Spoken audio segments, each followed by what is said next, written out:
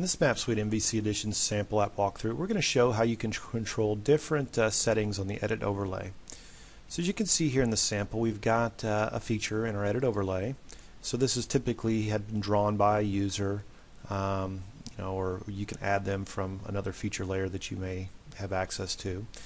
And over here on the left, we've got 4 checkboxes. We've got rotatable, resizable, reshapeable, and draggable. So these are the different types of settings that you can allow or disallow for your users when you're dealing with editing some features.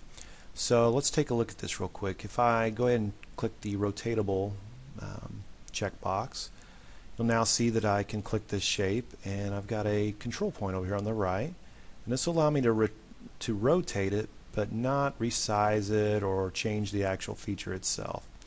So these are not mutual exclusive settings, so you can turn on or turn off as many as you'd like. So for example, let's say I want to make it draggable now.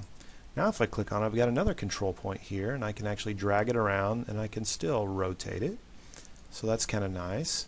Let's say reshapeable. In that case, you can see I now have different vertices that I can then move and actually change the geometry by clicking on and dragging any of these points. So that can be very useful for certain applications as well. And then the next one we have here is resizable. And in resizable, you'll see this control point out here. I can actually expand the feature or make it smaller, and again do some other neat types of editing operations on it. So this gives you an idea of how the different capabilities of the edit overlay and how you can control some of its settings. But let's take a quick look at some of the source code and show you how you can control this via code. So in this sample, all the code's in the view source, so that's kind of convenient. And down here is where we're just setting up the map, the typical stuff you've seen in pretty much all our samples, where we add the World Map Kit overlay.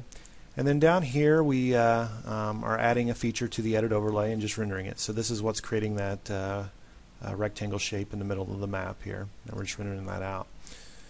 Now we've got our 4 checkboxes that you saw on the sample earlier, and on each one of these we're just calling an update setting function, which is a JavaScript function here. And within this, all we're doing is checking the value of the checkbox to see if it's checked or not. And if it is, then we're setting the setting accordingly. And then down here we're calling the map .set edit setting, and then passing in the result of what all the checkboxes said. So all of this can be done client side through this type of JavaScript and this JavaScript API. So this can be very helpful if you're wanting to give your users this type of functionality. If you haven't already, I would invite you to look at the JavaScript reference that comes with Map Suite, as you can find out more information about some of these APIs if you need documentation.